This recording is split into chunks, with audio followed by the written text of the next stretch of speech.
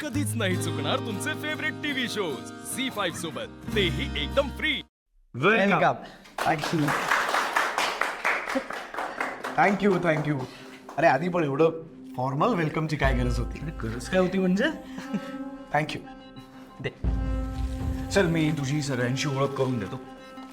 मी केदार राजाध्यक्ष, आमचा काका. काका बऱ्याच वर्षानंतर आमच्या आयुष्यात परत आला. म्हणजे इथे आपल्या ऑफिसमध्ये तो आधी काम करायचा, पण आता तो आपल्याला पुन्हा जॉईन करतोय. तो आपल्याबरोबर काम करणार आहे, आपल्याला मदत करणार आहे, आपल्याला गाईड करणार आहे. नाही नाही नाही, मी गाईड वगैरे काही करणार नाहीये. फक्त माझ्याकडून होईल तेवढी मदत करणार आहे. गाईड तुम्ही सगळ्यांनी मिळून मला करा. आधी तेजस, तन्मय, तुम्ही मला कंपनीच्या कामात सहभागी करून घेतलं त्याबद्दल तुमचे मनापासून आभार. अरे काका काय बोलतोयस? अरे खरंच. आणि हा, या सगळ्यांसमोर मी तुम्हाला शब्द देतो की तुमची माझ्याकडनं जी काही अपेक्षा आहे ती पूर्ण करण्याचा मी 100% नाही 200% प्रयत्न करीन. बरं, आपल्या ऑफिसमध्ये एक कारेकर म्हणून होते ना, ते कुठे दिसत नाहीयेत. रिटायर झाले का ते? काका कार्यकर डॅड सोबत मिरजला गेलेत, येतील. बरं. Excuse me sir. सर, नदीवर पूल बांधायचं टेंडर आपल्याला नाही मिळालं. काय? कोणाला मिळालं? त्यांचं टेंडर कितीचं होतं? मला डिटेल्स हव्यात आत्ताच्या आत्ता. सर, ते डोईफोडेंना मिळालं. त्यांची कॉस्ट आपल्यापेक्षा कमी होती, 85 करोड्स. तू बरा आहेस ना? 85 करोड. एकदा क्रॉस चेक कर. आपलं 80 करोडचं होतं, त्यांना कसं काय मिळालं? तेजस, मी वाढवली होती कॉस्ट.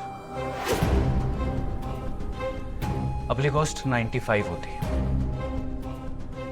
कोणाला विचारून केलंस रे? मी तुला काय सांगितलं होतं?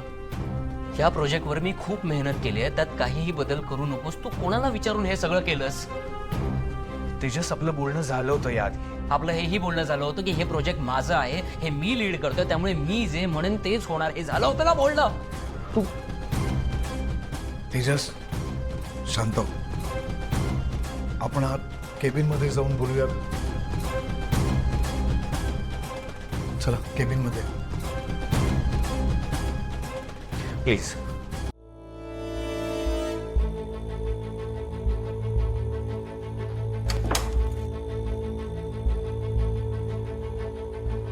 अद्वैत, तुझ्या मूर्खपणामुळे हे टेंडर आपल्या हातातून गेलंय, लक्षात ठेव. Tejas, mind your language.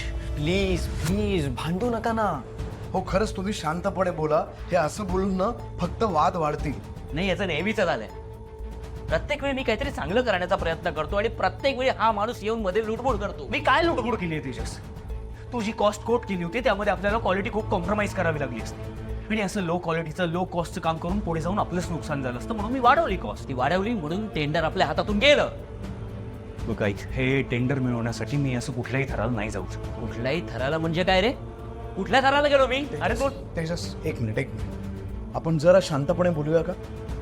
आणि मी काय म्हणतोय ते, मला असं वाटतं अद्वैतने काहीतरी विचार करूनच टेंडर कॉस्ट वाढवली असेल. हा, आता मधल्या या काळात प्रोसेस बदलली असेल तर माहीत नाही, पण आमच्या वेळेला टेंडर कॉस्ट आम्ही लो ठेवायचो, तेव्हाच ते टेंडर आम्हाला मिळायचं. मग मीही तेच केलं काका. तू जे म्हणतोयस ना, मीही तेच केलं. पण याने स्वतःची अक्कल पाजळली, डोकं लावलं, शहाणपणा केला आणि हे टेंडर हातातून घालवून घेतलं. एक मिनिट. दोघंही जरा शांत व्हा. तेजस, आता इतकी वर्ष तू काम करतोयस, कंपनी चालवतोयस, ही सगळीच प्रोसेस किती किचकट असते तुम्हाला दोघांनाही व्यवस्थित माहिती आहे. आपल्याला टेंडर मिळवायचं पण असतं, but at the same time quality compromise सुद्धा करायची नसते. सो मला वाटतं त्याचमुळे हा सगळा भूल झालाय. पण एनिवेज, आता हे टेंडर आपल्या हातातनं गेलंय, तर ते नुकसान कसं भरून काढता येईल याचा विचार करूया. नाही, मी कितीही विचार करेन, पण काय ना, याला माझी प्रोग्रेसच बघवत नाही. ब्रो प्लीज, तेजस तू काय बोलतोस? तुला कळतंय का? अद्वैत ऐक. मी ना तुला शेवटचं सांगतोय, यापुढे मी जे प्रोजेक्ट लीड करत असेल त्यामध्ये कोणीही लुडबुड केलेली मला चालणार नाही. तू तर अजिबात नाही, लक्षात ठेव. तेजस,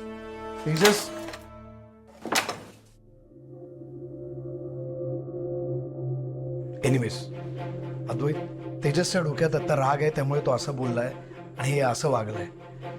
पण तू मोठा आहेस की नाही, तो तुझ्यापेक्षा वयाने लहान आहे. त्यामुळे नंतर तू त्याच्याशी शांतपणे बोल, त्याला समजावून सांग. ओके? नाही पण तेजसचं हे बोलणं वागणं मला अजिबात आवडलं नाही. मोठ्या भावाशी कोणी असं बोलतं का, असं वागतं? असो, चालायचंच.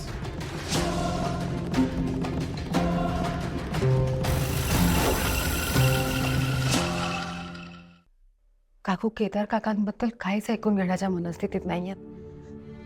मला ना आता कळत नाहीये मी काकांचा विषय कसा हाताळू. खरंय, म्हणजे शेखर केदार बरोबर जे वागलेत ना, त्यानंतर केतकी कोणावरही विश्वास ठेवणारच नाही. पण त्यांची समजूत घालायला हवी आणि तेच सगळ्यात कठीण आहे. हो ना, पण म्हणजे मला कळत नाही केदार काकांचा विषय असला ना की काकू टोकाचं पाऊल उचलतात. आज सुद्धा मी रीमाला केदार काकांविषयी विचारलं तर काकू खूप रडल्या, खूप त्रास करून घेतात त्यांनी स्वतःला. मला कळतंय त्यांना खूप वाईट वाटलंय. आता आपल्याला वागताना काही करताना केतकीचा विचार करणं गरजेचं आहे.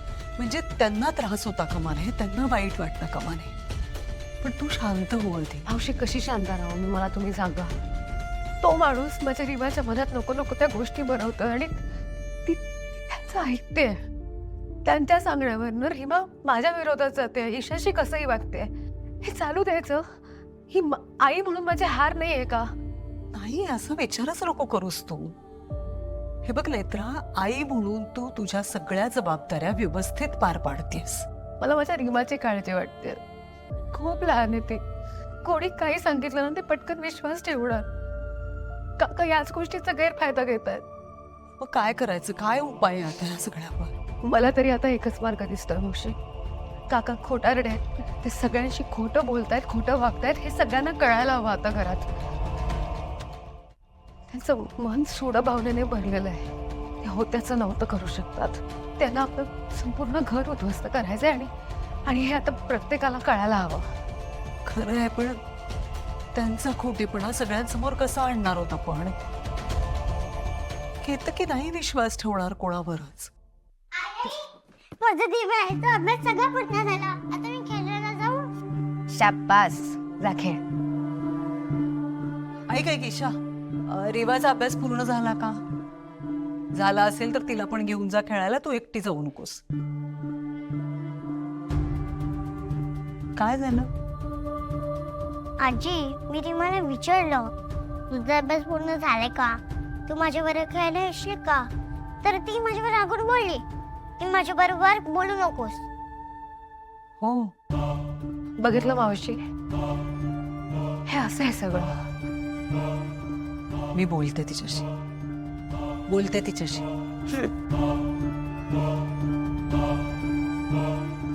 असं तोंड नाही पाडायचं.